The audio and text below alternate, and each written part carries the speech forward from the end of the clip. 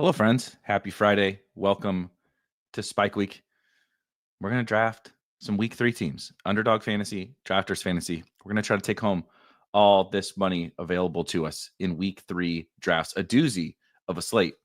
Let's go ahead and get to it.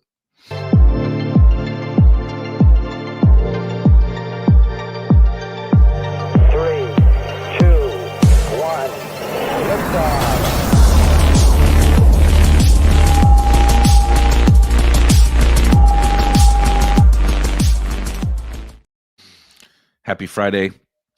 Good morning, GM, all that fun stuff that everybody likes to say. Again, welcome back to Spike Week. On Fridays, we're going to draft some teams here on both Underdog and on Drafters, some really fun draft formats. We're going to hang out. We're going to talk the Week 3 slate. We're going to try to, of course, draft some winners, maybe a $50,000 winner, maybe a dog bowl winner. It remains to be seen. GM Sword. If you are a subscriber on the site, of course, as a part of what we call the blueprint every single week, you can get access to our rankings, which you'll see on your screen here in just a second. Let's go ahead and get on into one of these drafts. No messing around. We're here to draft. The rankings that you will see on your screen are a part of the Spike Week premium subscription every single week. Rankings for drafters and Underdog come out Tuesday, Wednesday. It's a little bit in flux this week with the two late Monday night games put us behind the 8-ball, just a smidge. And you can also get access to the betting blueprint, which just came out yesterday, a monster week 2. So it's a great question. J. Mike, what has been one win from your week so far? That is a great question. That is a great question. I got to think about that. One win from your week. I really, really like this question. I will say, is this Spencer Rattler week? I'm going to go to a non so I'm going to give you a real life one, and then also a fantasy football related one. Will Shipley is back at practice, so I'm going to give you multiple. Will Shipley is back at practice. That made me smile. We could all use a smile in times like these, and that made me smile. That was fun when you're. I also found out. Here's another one. Here's another win. I also found out this summer. I told you guys that I was a big fan of let's put the cojones on the table. Let's not just and I don't think any of you guys do this, and I don't think that I've even I think I've done a pretty decent job of sticking to my convictions and pounding the table for certain guys, and then specifically drafting them, right? Actually, not just I love this guy and then drafting 14% of him. I have the most Will Shipley in all of Best Ball Mania. I found out. Someone told me this week that I did not know that. 100 of my 150 Best Ball Mania teams are Will Shipley. I had no idea, and that is the most in Best Ball Mania. It feels honorable to flag plant a backup running back and then also achieve having the most of them in the tournament. It's very, very fitting. So that's good. I felt very good about that. And then this is going to sound super duper silly, but I'm trying to spend more time with my dogs. My wife will laugh or whatever, because I am trying to spend more time with my wife as well. But we both work from home, and we talk to each other a lot and see each other a lot. And during football season, and for me specifically, right, basketball season is about to be here, hockey season's about to be here. The baseball playoffs are about to be here. All right, hold on. Let me ADP and my ranking. I do have Nico one spot ahead of Trey McBride. Let's do McBride though. Let's just do McBride. Let's see the board super quick so I can not screw this up totally. But I'm a diehard basketball fan. Obviously, football, we're watching college football. College football schedule's about to expand, right? Soon we'll be into Maction. We'll have football games every single night of the week. soon. We will have NBA basketball every night. We will have, let's see here. We did CD, we did McBride. This is probably a fairly popular start. Running back is real bad this week. So I do want to make sure I'm cognizant of that fact.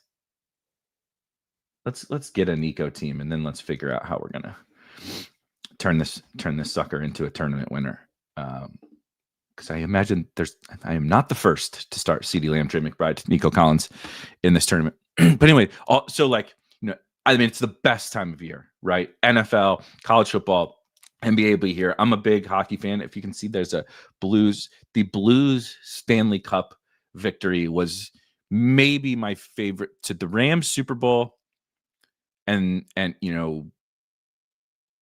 probably Rams Super Bowl, Blues Stanley Cup were the two most fun fan sporting like moments of my life. And so I've also recently just like when I was growing up, I was a diehard St. Louis Blues fan, and then recently got back into it kind of around that Stanley Cup run. So anyway, like all this shit is about to happen. There's going to be sports on nonstop. Every weekend is littered with sports, right? And I'm a big, like I said, college football fan, college basketball fan, NBA, etc.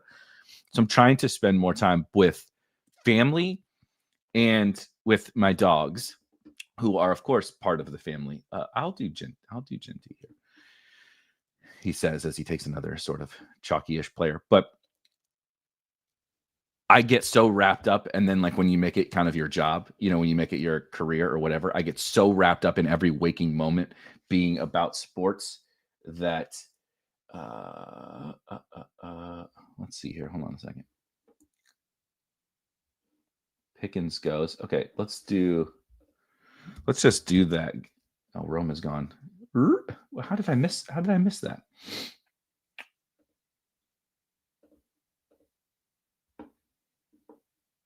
How about let's do this, Cam. One stack I'm trying to do a little bit of that you will also see in the rankings is the Titans. Backstack the Titans at home. So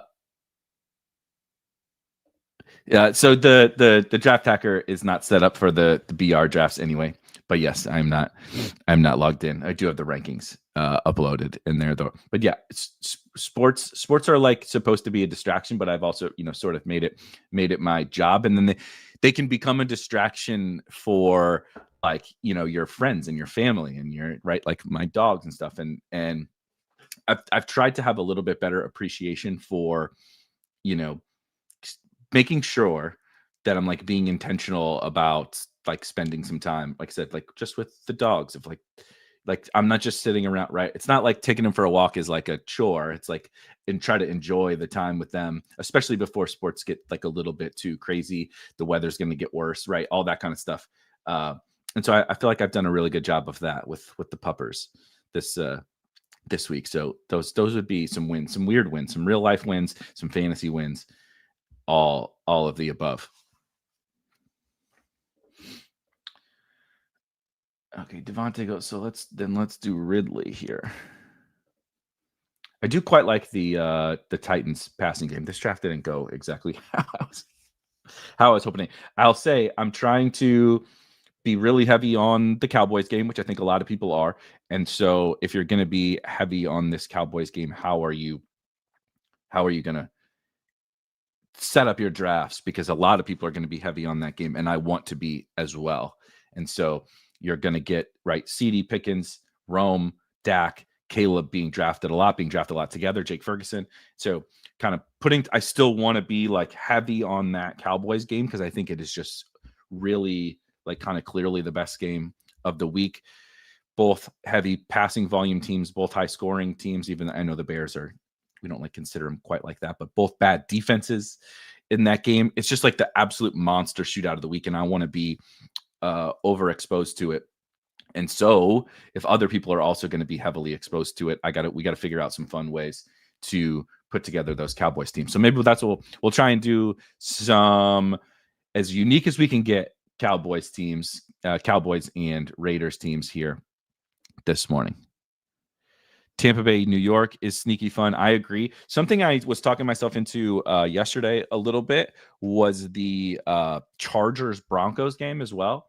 I think is going to be something I definitely have exposure to in tournaments. Like in these drafts, it might even be better. It's going to be super low owned in DFS. I talked about yesterday was the kind of game by game week 3 breakdown here on the channel. You can go back and watch that if you want to go through where I just talked about kind of every game from a DFS perspective. There's survivor talk in there. There's it's a DFS focus, but not everything is entirely about DFS. It's sort of that blueprint for the entire week. My concern with the Jets game is, of course, Justin Fields. I haven't seen the latest on Justin Fields. He's out already, right? Yeah, Justin Fields is out already. I was thinking about Jaden Daniels, who is now a long shot to play apparently in Washington. There's so many quarterback injuries. I can't keep them. I don't know how anyone's keeping them all straight. It's absolutely nuts. But yeah, Roheen says I love the lad click. Even I think you can play Herbert without anybody, and I don't love Bo Nix too much, but I think that game, right, how I talked about it yesterday, that I'm kind of excited for, is it brings all of these different elements of like the market doesn't know what to do together into one game. Like if everything we've seen is real from both of these two teams, and the Chargers are the heaviest pass rate team over expected in JT. Sure, let's do JT. Okay, now how about let's lock JT Mason. Maybe this will be one of those. We could build it one of those Chargers teams. We'll see if the Dallas game is available to us or not. But let's sort of see what we can build out here with the two running backs to start. This is something running back is getting. Speaking of the dogs, running back is getting thin already in week 3, and JT has emerged into an elite level. If you've seen any of the second quarter drafts on Underdog, JT is a first round pick, and I think he should be. And it's certainly possible that maybe we should have seen this coming, that JT as a first round pick. My wife just got back from a coffee run, and the dogs are howling. I don't know if you guys can hear this. This is if you want to talk about. I don't know if this is a win, a loss, or it just is. This is a day in the life in the Beimfohr residences. Somebody knocks on the door, whatever. They are howlers. They are major, major howlers. These two psychopaths. Okay, so hold on here. Yeah, I mean, Rome is a second round pick. That's crazy. Let's do the.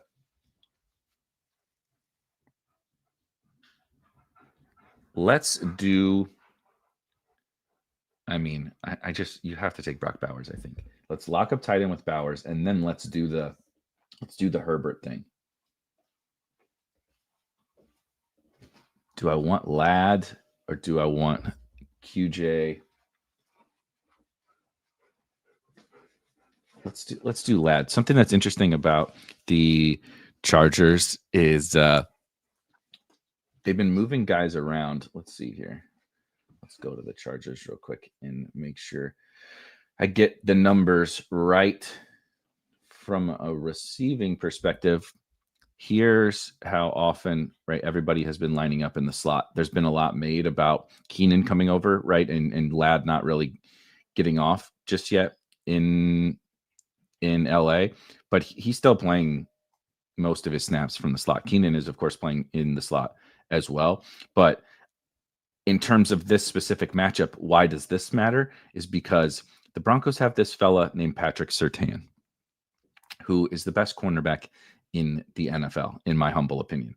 And he has shut down Calvin Ridley, and then he shut down, not that this is some, significant task, but Surtain got banged up and still shut down Michael Pittman. And so if I can avoid Surtain Island, if you will, with Lad, I think that's a pretty important element of that game. And so if The Chargers are really the pass-heavy team. If this Broncos defense that we thought was awesome maybe isn't quite as awesome,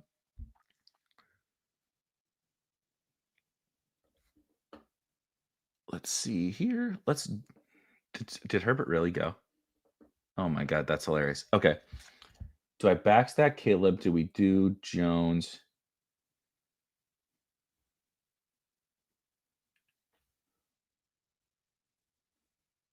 Let's do Caleb, I guess. Caleb DJ Moore, come on down.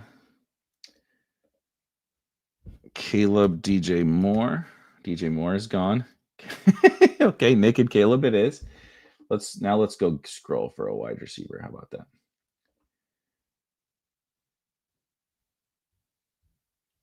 God damn, 0 for 2. Just disastrous. How about a Ricky Pearsall bounce back game against Arizona? How about that? We are off to a not so very fun start. You think Surtain is going to shut down QJ, the Chargers wide receiver 1? I think that's a reasonable bet. I don't think Surtain is going to be shadowing anybody because all three of those guys, right? Like you see, even QJ has played a little bit in the slot. They kind of we can ignore Trey Harris because it's not very many snaps. I will say at least Trey Harris is operating as the the sort of wide receiver 4, him playing a little bit more than KLS. I also think I need to see what you want to insane thing that I was thinking about just last night is Will Dissly has missed Wednesday and Thursday practice. We need to see if Will Dissly practices this week because I think you could take, like in this instance, I could have passed on Bowers and taken Tyler Conklin, Justin Herbert stack. I really don't think it's crazy though. So there's just a lot of opportunity in that game for it to look, but we look back and Chargers Broncos was a much better game environment than we think that it is from like a stacking perspective. Again, the Chargers highest pass rate over expected in the entire league, meaning that is essentially the measure of being the pass heaviest team. It's not just do you pass when you're always supposed to pass, it's do you pass when you're not necessarily supposed to pass. It's like the anti-Eagles. They pass a lot. The Broncos have been not nearly as good on defense as I thought. Now, the week 1 against the Titans was a pretty good performance, but now we look back and the Titans were not particularly good in week 2 again against the Rams. Is that just a pretty poor opponent? And they kind of got carved up by Daniel Jones and the Colts in week 2. Granted on the road, granted in Indy, right? But if you would have told me a month ago, like Daniel Jones is going to absolutely carve up. We barely knew that Daniel Jones was a starting quarterback for the Indianapolis Colts. We definitely didn't believe that he was capable, honestly, of, I think it was a lot of Jonathan Taylor and it was definitely some Shane Steichen, but that was one of the more shocking results for me in week 2 was not just the Colts winning, not just the Colts competing, but doing so in like a sort of a shootout. So if the Colts are able to do that to the Broncos defense and this Charger stuff is real, that seems pretty good for some upside at super low ownership, super cheap, reduced prices. So that game, and as I go through it here, maybe I'm bouncing back and forth on whether I think it's more like a DraftKings or a FanDuel game or an Underdog or a Drafters game. We'll find out when we get to some Drafters drafts in a little bit. But I don't think that it's inconceivable that game just turns out to be like a smash and we look back and feel really foolish for not drafting more Chargers. And the Broncos have Cortland Sutton on one side, but Troy Franklin outsnapped Cortland Sutton. Like you want a deep scroll. It's not a particularly awesome matchup for the I do sort of believe in the Chargers defense, like the inverse of the Broncos. I'm not sure if I believe anymore, whereas the Chargers, I wasn't sure if I believed, and now I think maybe I do. But that's kind of all the point of the week 3. We just don't really know. And the Chargers do certainly seem like an offense we want to be invested in. We're doing wonderful, Mac. I appreciate you asking. Somebody said this before. Yeah, Pepper Tony, who is in this draft, of course. Our dogs deserve everything and more that we can give them. I agree. Just like seriously, think about in times like these, having these creatures who will just want to be with you. They just want to go for a walk. They love you no matter what. You are mad, you say something stupid to someone, you draft a stupid team like I just draft. You draft a shit battle royale team. They don't care. It's okay. Ooh. Okay, so JSN does get to these Bijan teams a bit here. Dude, I'm sorry. We're taking Jordan Mason. Now the question is, do I take JSN? Or do I take the tight end and do another little backstack here? I got to get me some Trey McBride. I promise he's going to score a touchdown this year. I shouldn't say that. I hope to God he scores a touchdown sometime. That's funny. I'm actually going to the gym after this to go play some hoop. How do we feel about Hampton as a scroll? I've been doing it. I like Hampton. I have Hampton ranked. I know I should have. So like I have Hampton ahead of Chase Brown. So like 43rd overall is like good. Like, so like, that's the thing when you're like, how do you feel about him as a scroll? You're like, well, you only have him 43rd. It's like, that's kind of a good scroll option.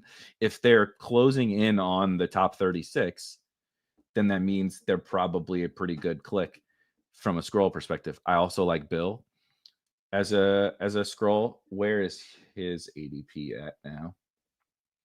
So not so much a scroll, but again, 35.8 ADP. So people are scrolling a little smidge more for him than maybe some others. But again, that's like Bill, Hampton. I don't think Warren is a bad scroll. I don't think Dobbins is a bad scroll. So I'm totally with it.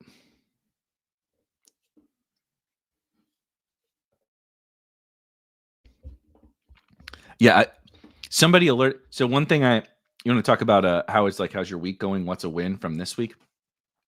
I've been, so I would say, how do I tell this story? I would say I did a really good job of like pulling myself away from social media and all that kind of stuff. Maybe let's call it a year ago, like kind of wean myself off, and no one's perfect by any stretch of the imagination, but got better right about just like I was the guy.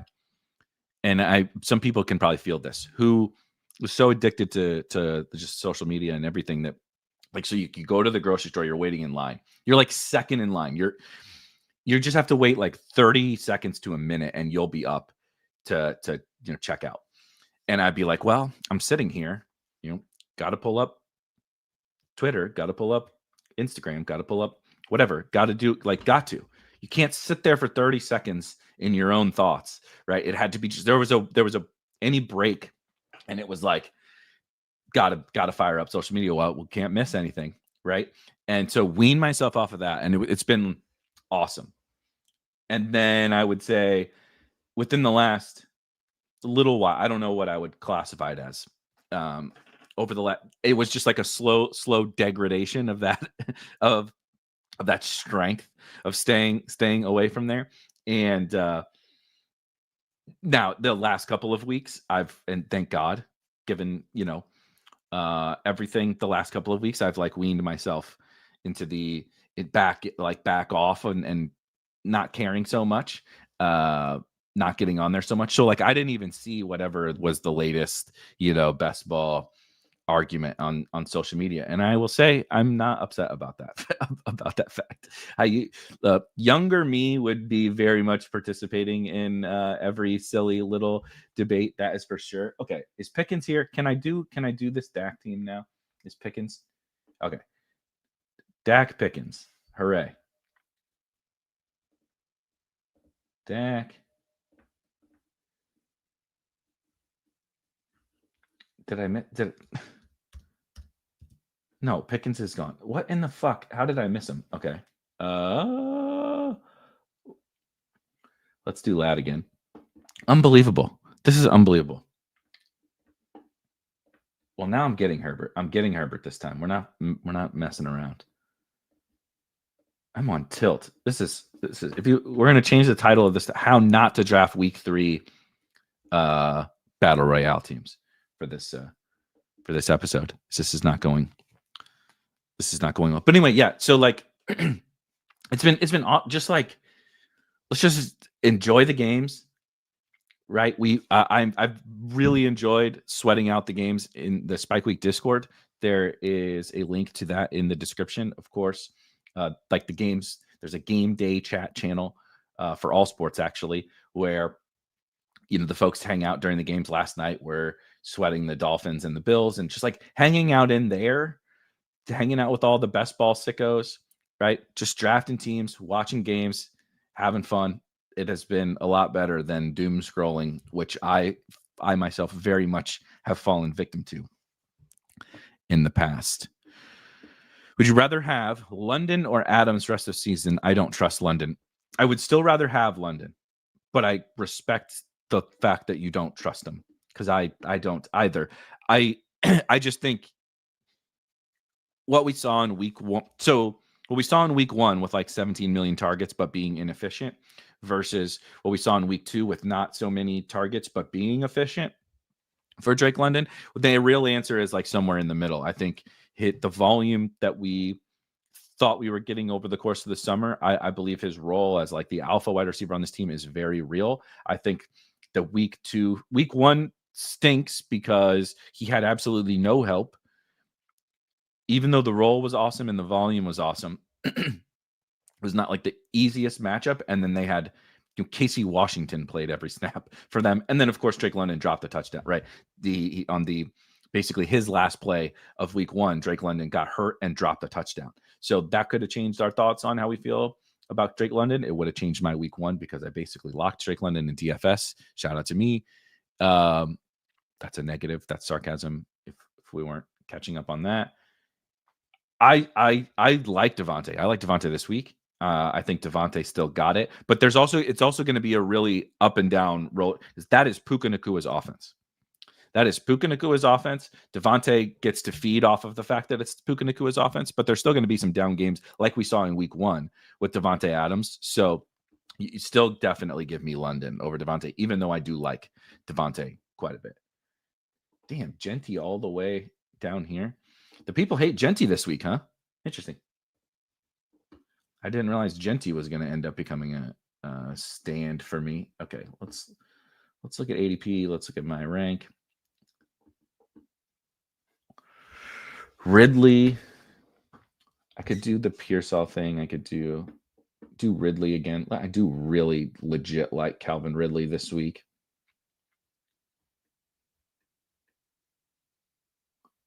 Yeah, let's do Ridley here. It's a little bit better. I've yet to achieve the Dallas stack, so maybe I need to open my freaking eyes and get on it at the start of this next draft and actually go get just go get the Dallas stack. God bless. But I like this one a little bit better. We did secure the Herbert Ladd stack. Bijan, Jordan Mason, Trey McBride, Lab McConkey, Justin Herbert, Calvin Ridley. And I understand, yeah, Chris says the Jeanty hate is very real. Like, I understand being like a little bit disappointed with the start, but the Patriots, he scored and got all the work against the Patriots. That's a tough running matchup. Say whatever we want about the Patriots, and we can say lots of not so great things. The pass defense, especially without Christian Gonzalez, is terrible. I don't think the Patriots are very good overall as an NFL football team. They really struggled with that Miami Dolphins team. I mean, the Bills struggle a little bit too. But then the Chargers have been one of the very best defenses. Where did they rank amongst defenses again? Hold on. Power ratings. They are 5th, 6th. Through 2 games, despite playing the Chiefs and the Raiders, 2 generally good offenses. I understand, they're not world beaters, especially this version of the Chiefs. But the Chargers have played like a top 6 defense. Now, they haven't been so good against as much against the run, but people were quick to panic, I think, on the young guys, and Jeanty is no different. Everybody's a little bit panicked. Like he was a first round pick in fantasy, and now he's going undrafted on a not so awesome running back week. It's very interesting.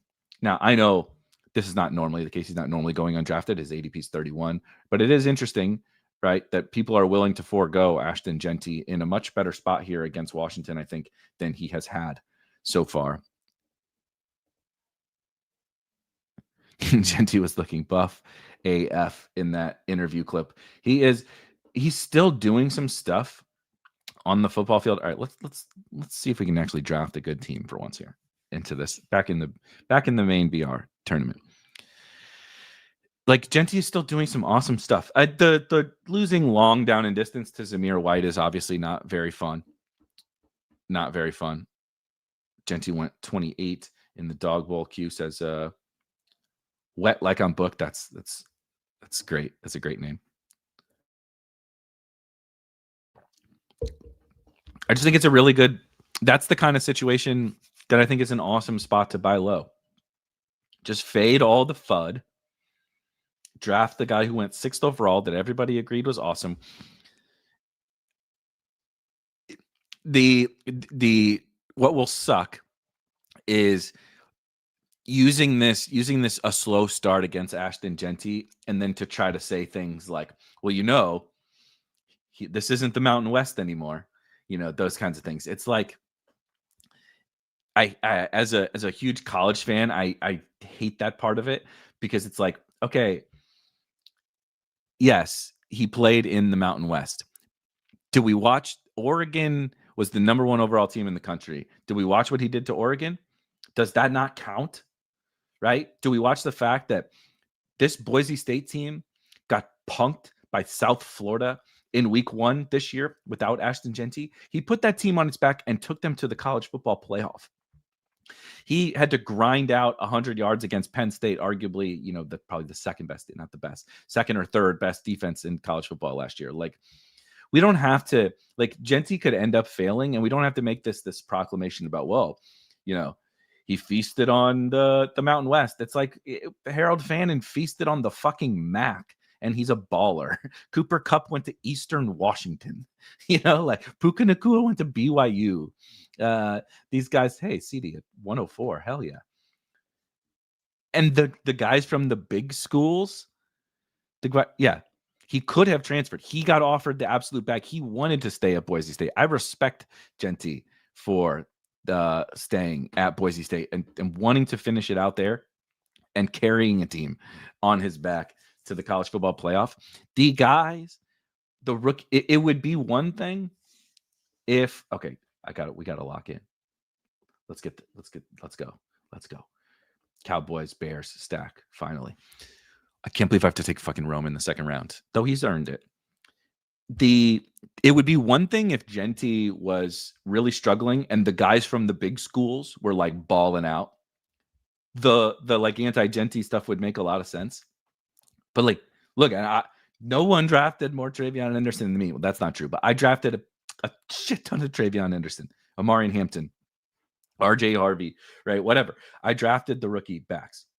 I loved them. We coined a goddamn Triple H roster construction around 3 rookie backs, and they all suck so far.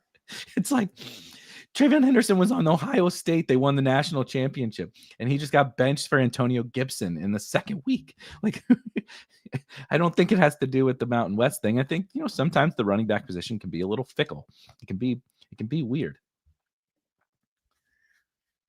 Okay, let's just do Dak.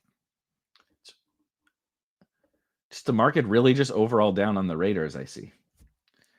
I probably should. I just didn't want to lose Dak. You see, neither of these two guys have a quarterback. Do they? Either of them have Pickens? No. So maybe I should have pushed it with Dak and tried to get one of the air quotes values. But I just really wanted to secure. I haven't gotten a freaking Dak CD team yet, and I want a goddamn Dak CD team. Hurts. Okay, cool. Jeanty also still looks really good. On tape, I'm more concerned about Hampton, but Jeanty looks so nice. Yeah, I totally agree with that. And I like Hampton. I have nice Hampton bags, but it has. I have been more. If we're ranking the aren't you worrieds, Hampton is at the top. Not Jeanty, not Travion, not Harvey. Actually, the biggest concern for me has definitely been. Oh my God, has definitely been. Unfortunately, Amari and Hampton. Okay, I mean, we have to take Bowers here. I don't think that's true, but yes, we're doing it nonetheless. Very quick to worry about the Raiders after a matchup with the Chargers. It's pretty interesting. Worst rookie running back vibes. Have the Caleb Johnson vibes are like maybe even a step below the Miami Dolphins vibes. It's not great, Bob. It's not great. Caleb, I still believe in Caleb. Like, so what I kind of said all summer, I actually don't think anything different of this. I think Caleb is the best pure runner in that backfield. I think Caleb is a good pure runner of the football. The problem is that he's showing some of the flaws of, he didn't play in the Mountain West. He played in the Big Ten, and he ran for 1 billion yards in the Big Ten, and yet he's not ready for the NFL level, not because he's not a good runner, because he can't do all the other stuff. And that's the problem for him. I'm going to do Ken Walker. One guy, I think I'm going to move Walker up the ranks. If you use the Spike League ranks, I think I'm going to move Walker up the ranks. I'm also going to remove Jaden Daniels. I am going to try to get out ahead of this Ken Walker thing because we'll see if Sharbs practices today. Sharbs has not practiced yet this week. If Sharbs doesn't play and Ken Walker is the lead back with no Zach Charbonnet at home as 7.5-point favorites against the New Orleans Saints, Ken Walker should not be going right here. And so my stupidity, I should have been hammering that a little bit more. I'm not going to do a double stack here, but I don't hate the idea of Kamara.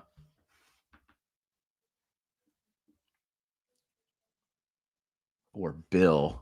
I don't hate the idea of Bill. What's the Raiders? I think the Raiders have been a big run funnel, right? I think that they've been the best. Yeah, they've been the best run defense.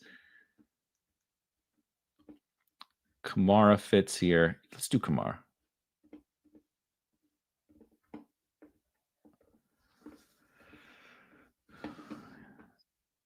Get a little. Ken Walker's going to rip off a couple of long touchdown runs. Kamara is going to catch a bunch of passes in return. Let's see. Somebody asked a question. Yes. Why the lack of London trust? I kind of want to buy low. So I should, if I said I don't trust it, I should probably word that better. I don't mean I don't trust London because that is not true. I do think I kind of thought heading into the season, how I would phrase it is just my perception of the Atlanta Falcons has changed a little bit. I thought that this would be actually a pretty high volume passing attack. And I think there's going to be, not every week, of course, but more scenarios like week 2 where they really lean on this running game. And we don't get the like double-digit London targets every single week. And so it was probably my expectation, our expectations were low for you, but holy fuck, it's like my expectations were high for you, but god damn it, is like the London things. Like my expectations were probably a little bit too high. So it's not a lack of trust. I was really bullish on what I thought Drake London was going to be from a target perspective. And it's not that he's not earning them on his routes. It's that there's a little bit more kind of variance in the Falcons situation than I thought that there would be. And like I think that's on me. That's not on Drake London, if that makes sense.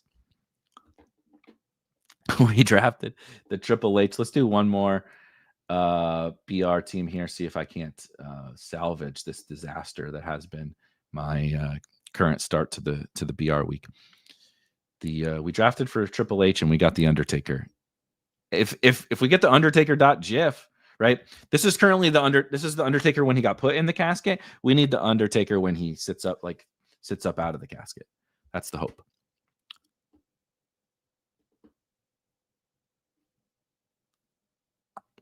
Week 3, 2023 was HEN week. Feels like we got to get one of those rookies breaking the slate. Oh, Adrian asked a question. GM Caitlin. I guess I'm going to call you Caitlin. I traded Cup for Olave. How did I do? Excellent. That's an excellent trade. Tyler Hero foot surgery. Ooh. This is definitely true. But you know what's funny? Best Ball and Call says, talks about people just feeling the need to share everything they do on social media. I enjoyed that more.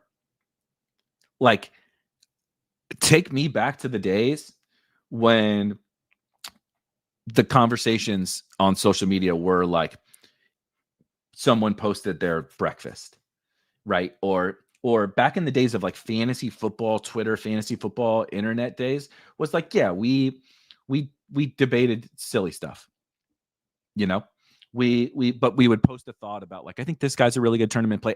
But you may have disagreements, but you would actually like, it was like, let's say I would have a thought today. I just had the Ken Walker thought as an example. I would say, man, if Sharps is right, post this on social media. Someone might disagree. And they would come in. We'd have the back and forth, but that would be like, people are posting too many of whatever comes into their head on social media, but it was like fun. And like, you're doing it because it's like, you kind of want to engage with all your buddies, your internet friends and stuff. Now it's like, it's not food pics. It's not like, you went on some hike or whatever and took a cool, it's like, it just, everybody wants to be there to stand on top of someone else's shoulders. Right. And that's like, that's the worst part. Let's like the fun parts. If everybody's posting all the fun stuff and just like trying to vibe out with their buddies on the internet, like, cool. That's great. That's a great part about the internet. But whatever the fuck this stuff is no, not so much. Okay. I want to do Mason. I think I want to try to do Ken Walker again. So now the question becomes, what do I do leading up to that?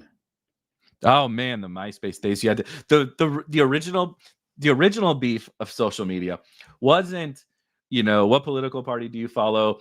What's your advance rate? What's your favorite roster construction? Whatever. It wasn't that. It was what were your top 10 friends on social media, right? Let's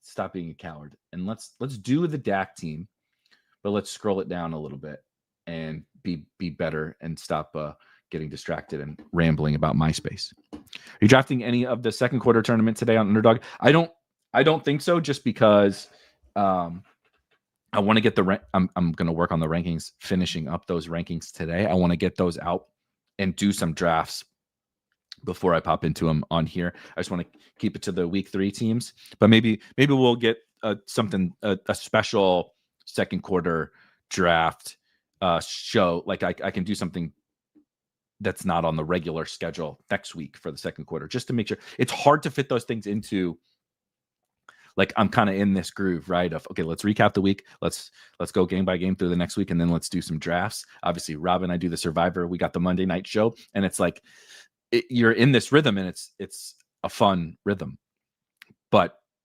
trying to get to, right, like second quarter, I'm going to get to some NBA stuff. Maybe I'll make sure we'll do a bunch of extra shows or something next week. And I want to do, like, when I do the second quarter, I want it to be straight up like the second quarter as like the focus of the show, because it's a tricky one.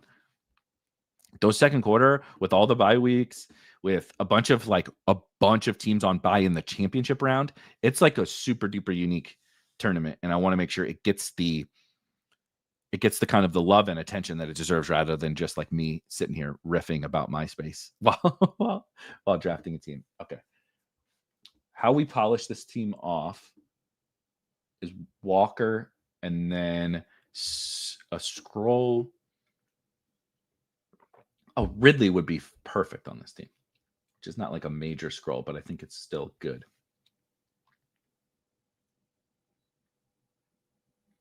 Just taking a look here. Yeah, let's do I also could do.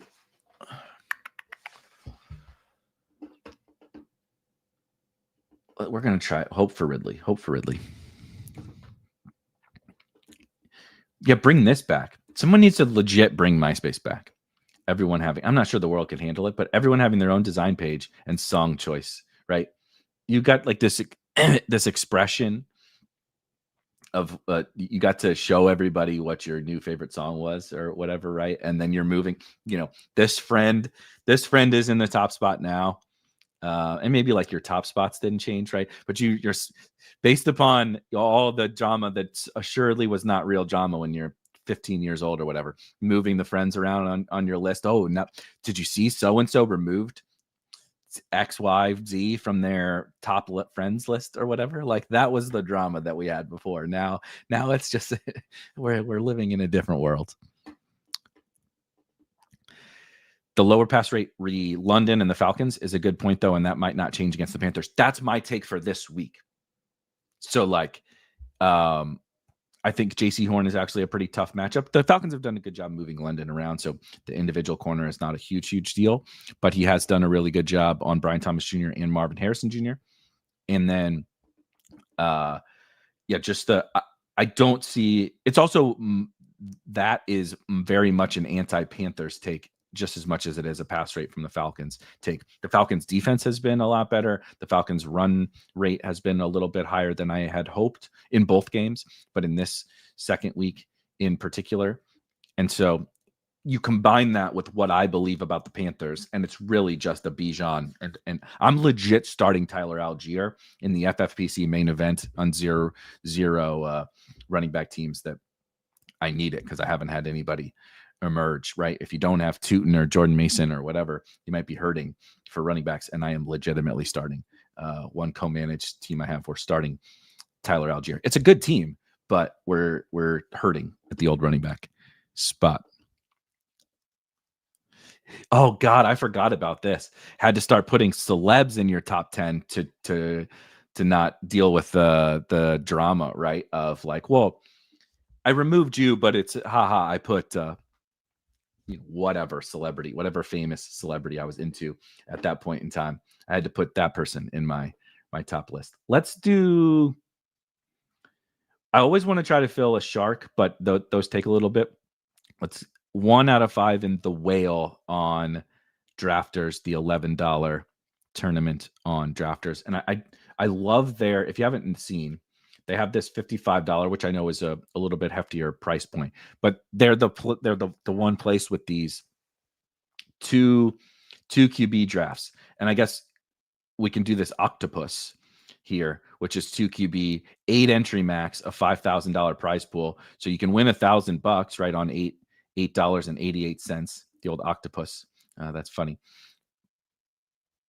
But the 2 quarterback drafts are awesome. Like truly awesome. So they have the whale, which is one quarterback, and of course the splash, which is also 1 quarterback. And then they have their 2 quarterback drafts, which are just seriously a ton of fun. I've been trying to make sure to do some of those every single week. The O-line play for Achane, Jeanty, and even CMC has been so bad this year. 100%. 100%.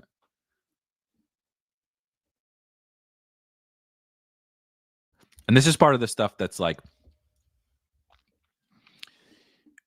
I'm of the belief, things like offensive line and things like defense, you can predict the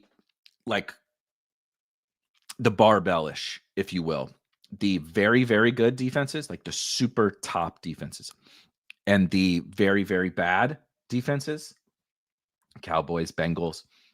You can, and I don't mean exactly, like I know who the number 1 defense is and who the number 2 is. I just mean like I have a general idea, and maybe that, and the Broncos might be disproving that, but I think you can generally have an idea of like this defense isn't going to be terrible, and you're like this defense is just really, there's no way it's good. There's murkiness around all of that, but the same can be said for offensive line. I think there was just no path for the Houston Texans offensive line to be good. it could maybe not be as bad as we thought, right? If you go to like offensive line rankings, everybody ranked the Texans as the worst offensive line. I'm not an offensive line guru. I trust in people like Brandon Thorne and all these people, and you can use things like PFF and stuff and make your own assessments, but would tell you that the Texans offensive line was just terrible. And then the 49ers offensive line had some small question marks, but not so much. The Dolphins, we definitely knew were going to be a bad offensive line. But like, how bad are these offensive lines? That becomes the sticking point. Are they good enough? Because the Dolphins had a bad offensive line a couple of years ago when they had their monster season, when Achane had a big year, when Mostert scored 20 touchdowns, when the Dolphins were scoring a bunch of points. They had a bad offensive line then too. So like, there's this weird variance, nuance, chaos to things like offensive lines and defense. And then those things can change over the course of the season, right? It's just like the players that we draft, right? There's like not contingent value for an offensive line, but there's like a contingent loss of value because if the line is good, but then they loot, right? The Chargers line is still playing well, but not quite as well because they lost Rashawn Slater, right? A Pro Bowl left tackle. The bad offensive lines, like think about how bad the backups are. If these starters are not very good, then the backups are assuredly even worse, almost assuredly even worse. So there's just like so much chaos to offensive line and defensive line, or offensive line and defensive play, that we mostly ignore it. But there's also some like, how much should we factor this in? And I don't have the right answer, but I know we look back every year and we're like, yeah, the offensive line was just really terrible. And so it killed their offense. And maybe that's the case for the Texans. And maybe that's the case for teams like the Dolphins. Maybe that's the case for the Raiders. Who knows? We'll find out. But it's the most difficult part, I think, of really any form of fantasy analysis is the stuff that isn't about the player that you're drafting. It's pretty easy to come to. Now, we all come to, just need one more, by the way, for this. Well, there we go. And it filled. It's really easy, even if we disagree on like player takes, right? If we disagree on Ashton Jeanty, we were just talking about Jeanty. We can disagree on how good the player is, but we're all looking at the same data, the same highlights, the same whatever, right? Because every time somebody says, by the way, that I watched his tape, or I watched the games or whatever, you didn't go watch the all 22 of Boise, New Mexico. No, you didn't. So just stop telling like you're trying to use phrases that make you sound smarter. You watched YouTube highlights, and that's okay. I think it's fine. Corain and I did a bit on this during the spring when we go deep on the rookie class every year, right? And we did a thing about like people talk about tape and they usually just mean they watch YouTube highlights, but also that's okay. We don't need to be full-fledged scouts. You can outsource that work, and if you just enjoy watching the highlights to get a feel for what the player looks like, that's fine. It's totally fine. I do it too.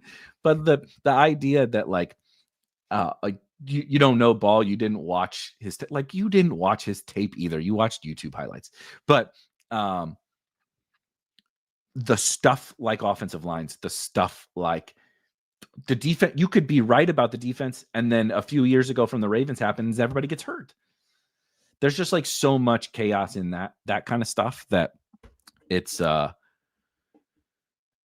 weird game. It's a very weird game. Yes, give me CD. I'm also realizing I just got to get more Puka here, which I just say that, and Matt is drafting out of the 105 is almost assuredly going to take him, but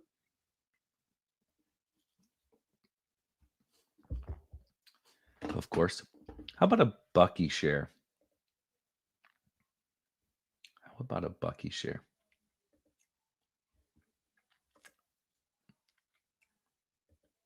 So funny. The average point scored. It cracks me up that they're ordered by. That's not what I wanted to do. Bucky, reset to default order. There we go. Let's get a Bucky share. I like Bucky a good bit this week. The Jets defense, one of those that maybe isn't as good as I thought that they would be. Though I don't think that that's a lock or anything like that, but I think it's possible. Yeah, I watched all of Savion's snaps. That one is pretty easy. Should I drop Tua and pick Browning up in a 2 QB?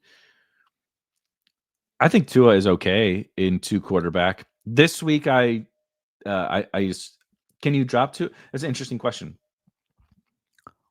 I would have started Tua over Browning this week if it were me in that league. Would I rather have Browning moving forward? Probably. If that makes sense. It's going to be close, I think, between the two of them. Do I do this Cowboys thing? I told you I'm trying to get overweight this Cowboys-Bears game like as much as possible. Sure. Why not? Rome it is. Where does that? Let's make sure we don't screw this thing up like we've been screwing this thing up.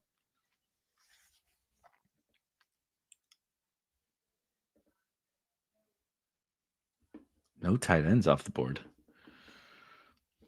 Well, let's see if Matt changes that. Mason, okay. Don't. I think I got to stay in my lane here, or I should say, hope everybody stays in their lane here. Damn it. Okay.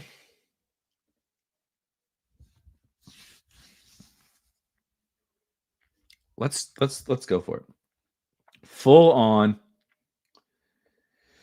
Cowboys, double with Rome on the other side. I don't even watch highlights. I just glance at box scores. Russell Wilson, QB1, rest of the season, says Nolan. Exactly. I think the big thing is if things have changed. One rookie hit first for the Rams defense. I'd argue maybe Zabel for Seattle, Barton for Tampa Bay. It's true. Changes a ton. That's the thing. Rookie hits, the second year, third year players that we were like, well, this guy's not a difference maker. And then they pop up and they get better because sometimes that's what happens. Guys improve. The free agent that we didn't value enough comes over to the new team and like, oh, maybe he was misused somewhere else. There's so much anarchy to all of it that that's what it makes it fun. It really does make it fun. Ken Walker. Now the question, I would really like Tyler Warren. The question becomes, will any of these other a-holes take Dak from, just Dak is the top. Okay, so no, Hurts is still the top QB. They have no reason. Let's take Tyler Warren and let's push the Dak thing. If it doesn't happen, right, we can take Caleb. If Dak doesn't come back to me here, yeah, we'll just take Caleb Williamson. Well, assuming Caleb comes back, but just to make sure. Yeah, Daniel Jones definitely has a better shot at being a QB1 rest of season. Russell Wilson's going to get benched at some point. I didn't see this. That's funny. In the preseason, I mocked Caleb Johnson by comparing them to Benny Snell. My apologies to Benny Snell and his family and friends. That is funny. Also fitting for a Pittsburgh Steelers running back.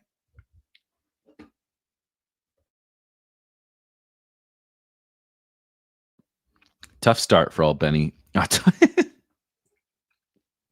Now you got me calling him freaking Benny Snell. Tough start.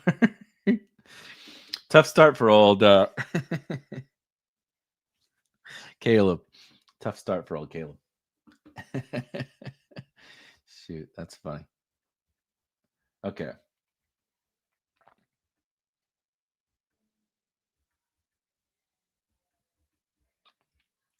How do we wrap this one up here?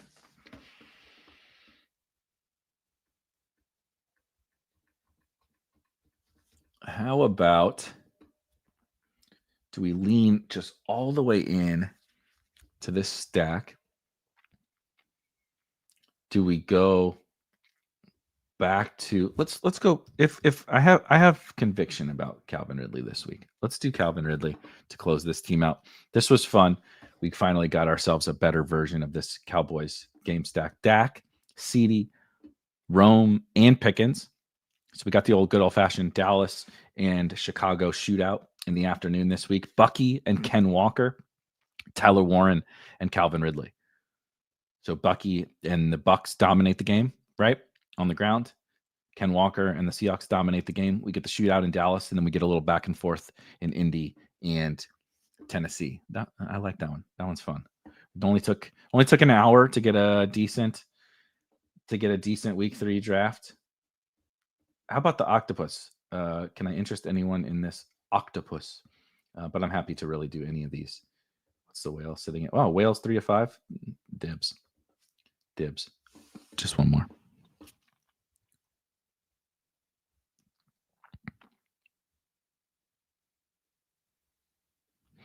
It is interesting.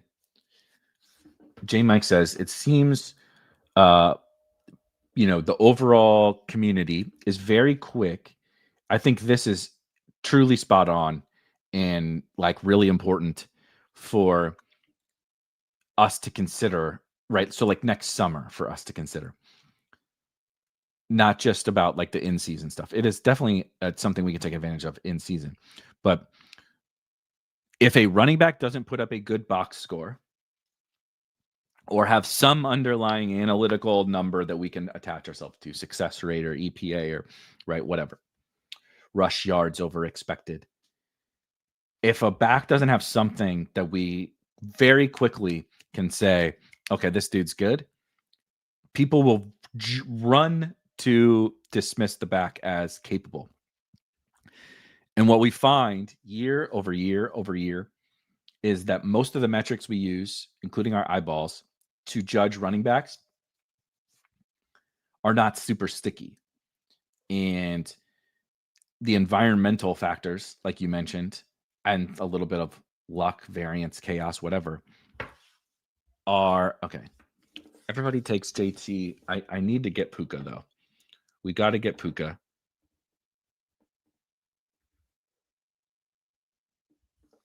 But everybody's taking JT with Puka.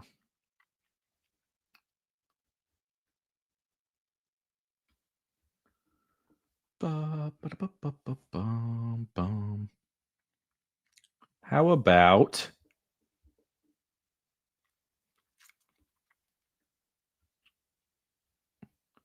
JSN? I've been doing a bunch of Ken Walker. Let's do a JSN with Puka. Two just absolute ballers, by the way. If you haven't seen what JSN and Puka have been doing, insane, truly insane. What's if we look at let's sort minimum targets here real quick. Here's the leaders in yards per route run with at least a handful of targets. DeAndre Hopkins, hilarious. Parker Washington, also hilarious. Puka Nacua, Zay Flowers, Jackson Smith, and Jigba. There's 6 players with greater than 4 yards per route run. And as you see, if I scroll super quickly over here, Nuke has run 19 routes, the receiving, 19 routes, 18 routes for Parker Washington, and 10 routes for A.D. Mitchell. So the 3 guys of note here that have a greater than 4 yards per route run on the season with real volume, Puka Nacua, Zay Flowers, and Jackson Smith and Jigba. Doesn't mean that those are the best 3 wide receivers in football, but it just means they have been the most efficient on a per route basis so far this year. It's pretty fun to be able to get them, 2 of them, on the same team. Obviously, Zay is not available in this contest because they play on Monday night. Who could have guessed that some ultra talented year 3 breakouts would be good? Exactly.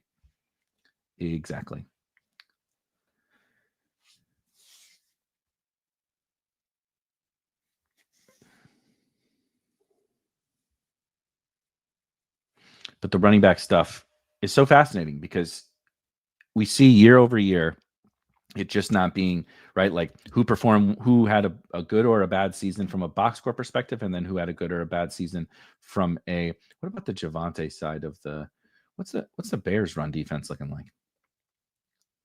Bad? No. It's the pass defense is bad in Chicago.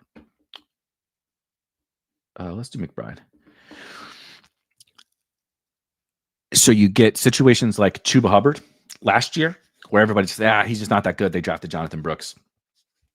And then, of course, the Jonathan Brooks run out helped Chuba Hubbard, but like this dude was balling before Jonathan Brooks, Javonte this year is another Javonte and Chuba are just like shining examples. Rico Dowdle had never done anything like dating back to high school. Go look at Rico Dowdle's college stats and stats for his first few years in the NFL. Just did absolutely nothing, and then has a really good fantasy season. The position that we should be more open-minded to, which means me, myself included, should be more open to like who's good and who's bad, is the running back position, because it's so hard to tell because so many environmental factors with like Javonte about like health, right? Multiple years removed now from his devastating knee injury. Even 1 year later, should we be willing to give him the benefit of the doubt? I'm not sure, but I am sure that we know a lot less about running back talent and who's going to score running back points than we think that we do. It's difficult. It's super difficult.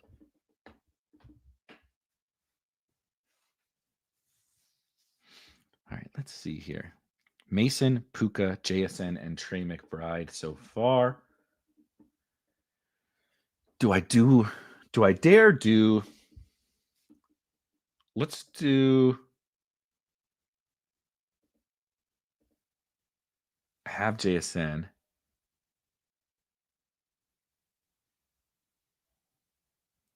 What about the Seahawks go ham here in this game? How about that one? And then let's do Ladd.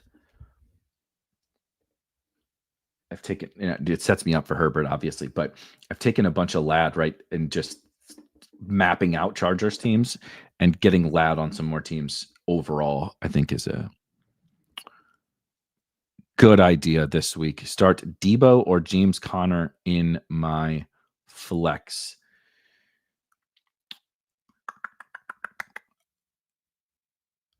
Of course he is. Thank you, Nolan. I think I would start. I really like this spot for the Washington passing game. Obviously, the Jaden Daniels component of that is difficult. I don't love this spot so much for James Conner. Aren't you worried about James Conner with Trey Benson's, kind of infringing upon some of his role? Yeah, I am. I think I would still roll Debo. 100%. I'm playing some DJ Moore. Rick says it's going to be funny when DJ Moore goes off this week and Rome is mid. I'm drafting some DJ Moore. I want to make that very clear. I'm drafting some DJ Moore. I'm playing some DJ Moore on DraftKings. I'm drafting some DeAndre Swift. I'm playing some DeAndre Swift on DraftKings. That game, basically, if you have a pulse and you're active for that game on Sunday, I'm probably going to have that's a slight exaggeration, but I'm going to play some Javonte. I'm going to play, obviously, CD Pickens, Ferg. And then, obviously, Rome is the priority, but DJ Moore and DeAndre Swift are also going to be in my pool. All formats, all of them in all formats. Okay, well, if I'll just do the Dak Pickens thing then to close this one out. It wasn't the plan, but if I can get a different version of the Dallas team, we sort of like mini onslaughted. Ken Walker plus JSN. They go score 40, and it's those two guys on Sunday against the Saints. Ladd, Trey McBride, Pickens close out that Puka, Jordan Mason, and Dak Prescott. How popular were the Bills last night in Survivor? That is a great question. Let me check my pool over here. I don't know. Pick breakdown. Week 3. So this is just the pool that I'm in. 289 people left. 55 of them picked the Bills for 19%, which means my picks. How do I? Oh, contestant login. Might want to log in, huh?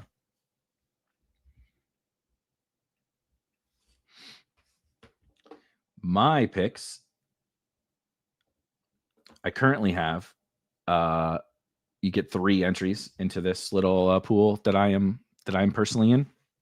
I have 2 still alive. I lost one in week 1. Shout out to the Patriots.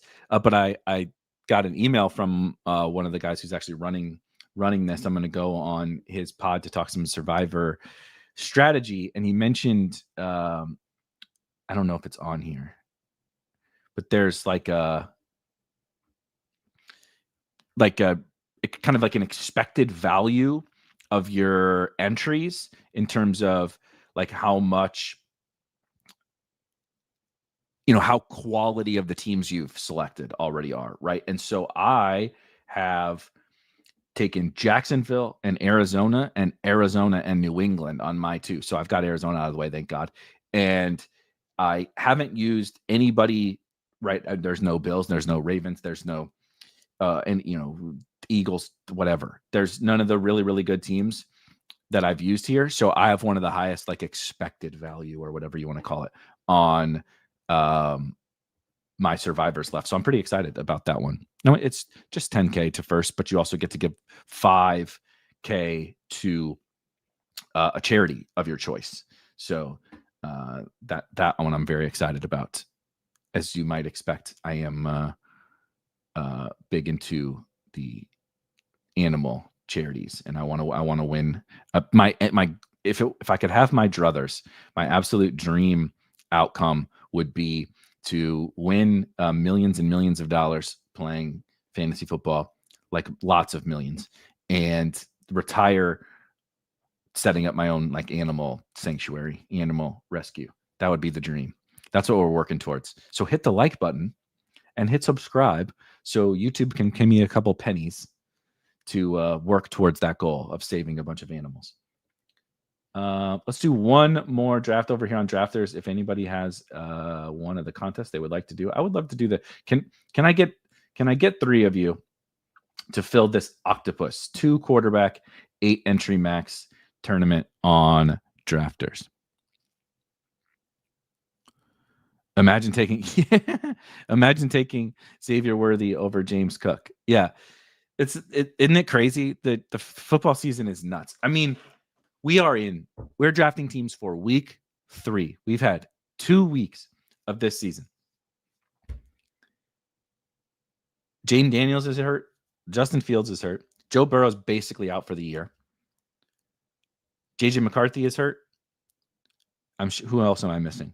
Daniel Jones is starting and crushing. The Chiefs are 0-2. The Eagles are 2-0, but they're basically running a version of the Navy college offense. No interest in throwing the football. Navy actually throws the ball downfield more than the Philadelphia Eagles do. Jaden not in practice. So I think it would be fair to John's question if you went Connor over Debo because of the Daniels thing. But I think it's a really good spot actually for Debo and for Terry. I think I'm still gonna. I might even stack the Washington team probably not in drafters, but in DFS a little bit on DraftKings or something.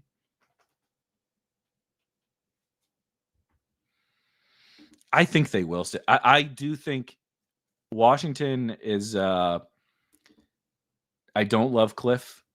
Exactly. There you go. Mariota, Terry McLaurin, Ashton Jeanty, or you can play Bowers, or you can play Jacoby Myers. But I think Mariota, Terry, Jeanty is pretty fun. You could play Debo as well. I'm not double stacking Marcus Mariota. Let's get that clear. You could play the Mariota to Ertz thing. I think the Terry kind of buy lowish spot as well as the Jeanty kind of buy lowish spot is pretty fun in that game. I do think, despite the fact that I don't really respect Cliff Kingsbury and Dan Quinn isn't my favorite head coach in the league, that's for sure. I do think they would do right by Jaden Daniels. Maybe I'm wrong. Maybe they'll prove me wrong. He doesn't practice today. They rush him back out there and he's not 100% on Sunday. I would be pretty shocked. I think that they know. I think that they do. They're at least smart enough to know that the future of Jaden Daniels is the future of the Washington Commanders. So we'll see. But I think they sit him this week. I think you can. Yeah, Henny says naked Mariota. I think in a pass to himself that is the Marcus Mariota experience. Can I get not at the 106 here or the 105 here? I think you can play Nick and Mariota. It's a good matchup. It's like a pretty good matchup, and he runs. Like people are talking about playing Carson Wentz and stuff like that. Like I would definitely rather play Marcus Mariota than Carson Wentz in DFS.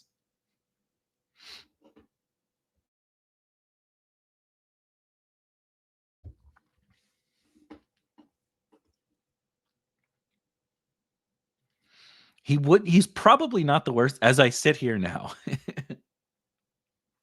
In the 2 QB formats on drafters, I've made worse click. Let's do the cheating phrasing.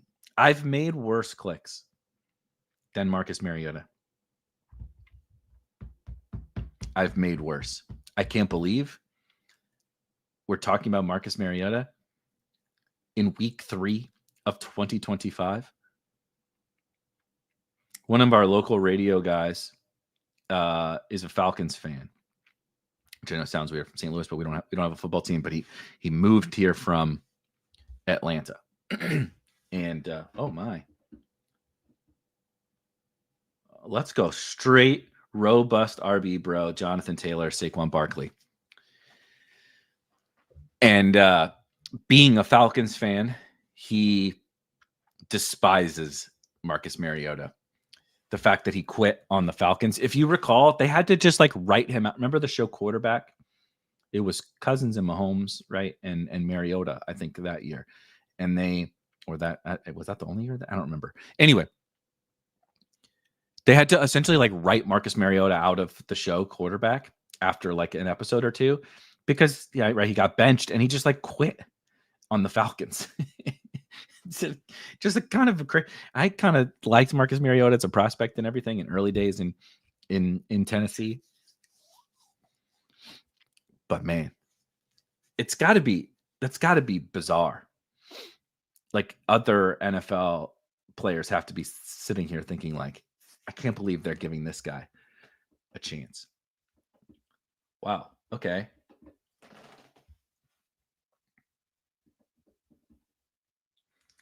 Let's go just absolutely mega running back bro, but then with Rome.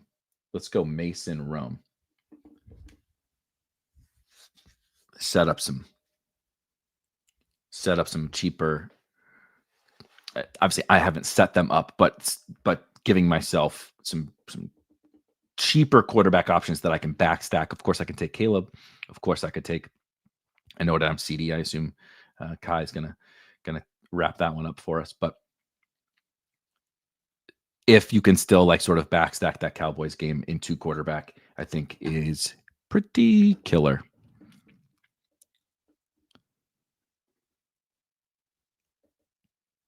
But I think to the question on Survivor, yeah, we're doing it. If you haven't seen, you probably are if you're watching this or if you're subscribed to the channel.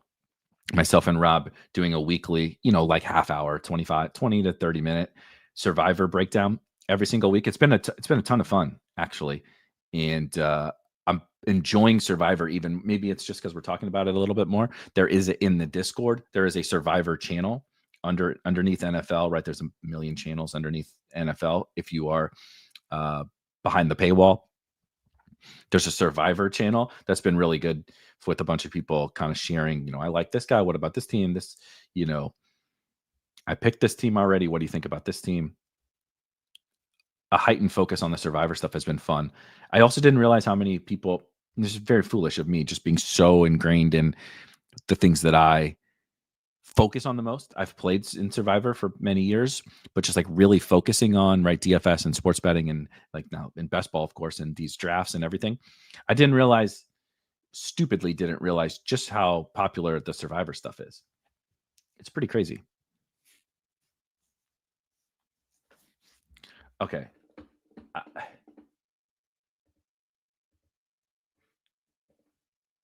I'm doing Dak Pickens. Rome on the other side, Dak Pickens. If I get Caleb, I get Caleb. If not, we'll backstack somebody else.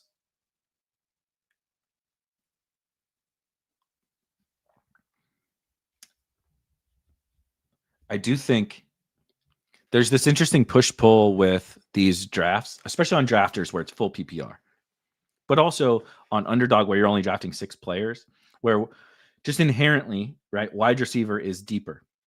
But there can also be some air quotes value running backs, right? This is the scroll down stuff where the delicate balance of when to give up some projection in order to create your unique combination of players, right? Like there's no reason that you can't win one of these tournaments without a top 2 or 3 round pick, but you also don't have to. You know what I mean? Like you don't have to give up that much projection. And so when do you just, take a bunch of cheaper guys over the other guys? Wow, Caleb comes all the way back. Hot damn. This is wonderful. Then let's do Tyler Warren. This team rocks. Holy cow. Wide receiver and one more flex here. Dak, Caleb, stacked with Rome and Pickens. Jonathan Taylor, Saquon Barkley, Jordan Mason, and Tyler Warren. That feels pretty good. We'll see how we can screw it up with our last 2 picks here, a wide receiver and a flex.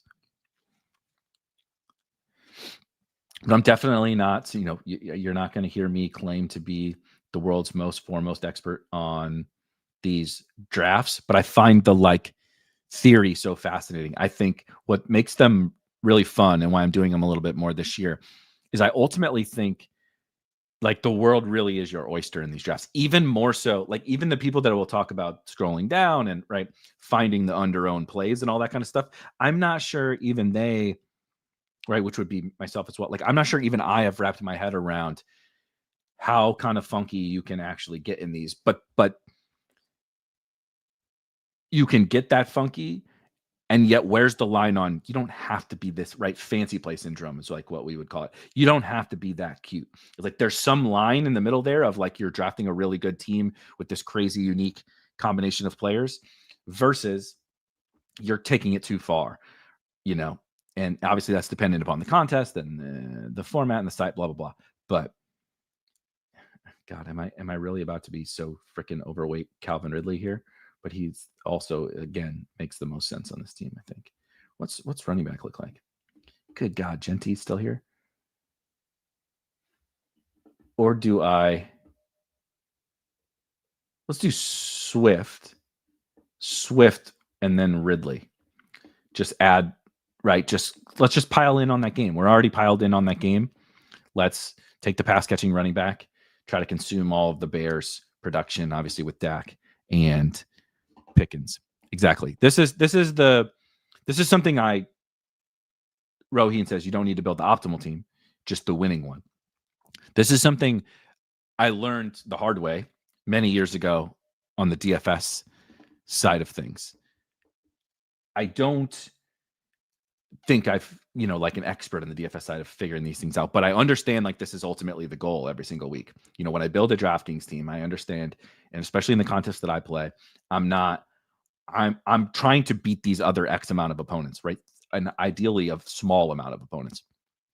So I'm just trying to find the ways kind of that they can fail as opposed to kind of the ways that I can win. Whereas everybody else is setting out to, not everyone, some, players are setting out to just how do I build the best team? It's very different in these draft games, but it's the same premise. And I'm still sort of wrapping my head around what does that mean? Because you just need to build the winning team. This is definitely true. Every team looks like a banger. And yes, Rick, you can Venmo me. You can Venmo me for 5% for 50% of the team because I'm feeling. If you donate to charity, I'll give you 5. I'll give you 50% of this team. But Dak Prescott, a 2 QB team on drafters. This is the one we're signing off on. This one, ladies and gents, because this one is killer. Dak Prescott, Caleb Williams is my 2 quarterbacks. Jonathan Taylor and Saquon Barkley. In the flex, we did do some running backs. Jordan Mason and DeAndre Swift.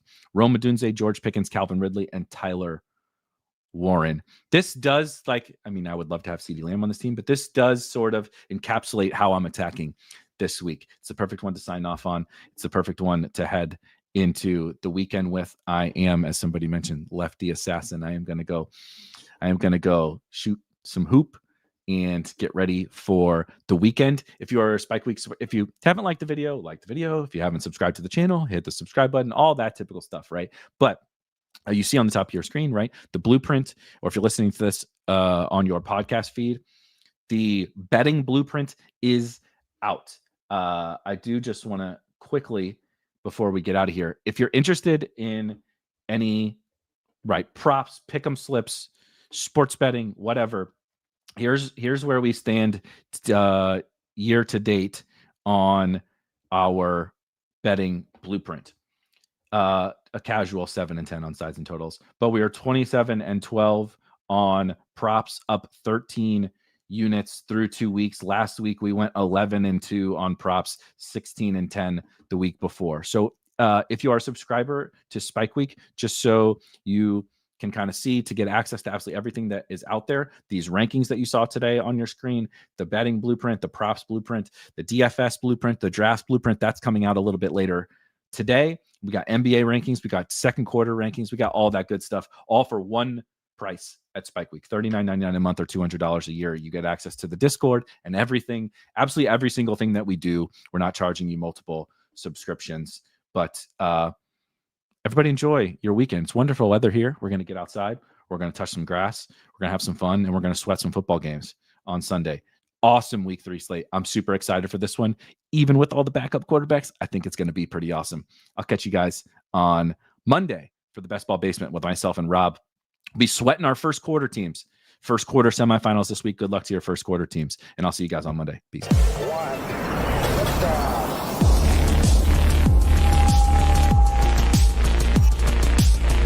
Woo! Those were some spicy takes. Want to stay up to date with all of the other spicy takes we're going to have over here at Spike Week?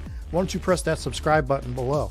You turn notifications on, we draft a team, boom, you know about it. We have another spicy take, boom, you know about it. You can be there. You can draft with us. You want to stay up to date? That's how you do it. All right, we'll catch you later next time here at Spike Week.